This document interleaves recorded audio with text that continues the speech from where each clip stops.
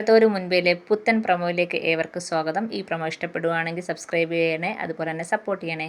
അലീന തിരിച്ച് വീട്ടിലേക്ക് വരികയാണ്. അലീനയുടെ കൂടെ ബാലചന്ദ്രൻ ഉണ്ടായിരുന്നു. ബാലചന്ദ്രനെ കാണുമ്പോൾ തന്നെ എല്ലാവരും ഞെട്ടുന്നുണ്ട്. അപ്പം ബാലചന്ദ്രനാണെങ്കിൽ കയ്യിലൊരു ചൂലൊക്കെ ഉണ്ട്. എന്നിട്ട് കമലടുത്ത് നോക്കിയാണ്, എൻ്റെ വീട്ടിൽ നിന്ന് എൻ്റെ മോളെ പറഞ്ഞു വിടാൻ നീ ആരടി, ഇറങ്ങിക്കോണം എൻ്റെ വീട്ടിൽ നിന്ന്.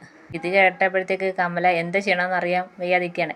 ബാലേന്ദ്രനാണെങ്കിൽ കയ്യിരിക്കുന്ന ചൂല് കൊണ്ട് എല്ലാത്തിനെയും അടിച്ചിറക്കുന്നുണ്ട്, കമലയെയും ഹരിയെയും ശിവദാസനെയും. എന്നിട്ട് ശിവദാസനോട് ചോദിക്കുകയാണ്, എനിക്ക് നാണം ഇല്ലയോടോ തൻ്റെ ഭാര്യയും മോനും കൂടെ ഇവിടെ വന്ന് കയറാൻ, കൂടെ താനും, തനിക്കൊരു ഉളുപ്പില്ലയോ എന്ന് ബാലേന്ദ്രൻ ശിവദാസനടുത്ത് ചോദിക്കുകയാണ്. അങ്ങനെ എല്ലാത്തിനെയും അടിച്ചിറക്കുകയാണ്.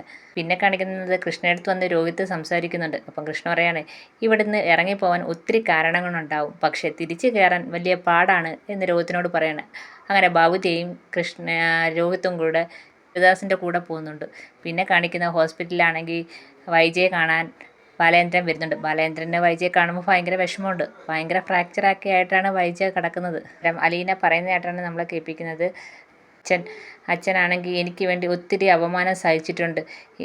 ഭാര്യയോട് കാര്യങ്ങളെല്ലാം തുറന്നു പറഞ്ഞാൽ പിന്നെ ആ ബന്ധം അഭിമാനത്തോടെ മുന്നോട്ട് കൊണ്ടുപോകാൻ പറ്റത്തില്ല. അപ്പം അതും വയ്യ. സങ്കടത്തോടെ അലീന പറയുന്നതാണ് നമ്മളെ പിന്നെ കാണിക്കുന്നത്. ഇതൊക്കെയാണ് പ്രൊമോ വിശേഷം. എല്ലാവർക്കും ഇഷ്ടപ്പെട്ടെങ്കിൽ സബ്സ്ക്രൈബ് ചെയ്യണേ.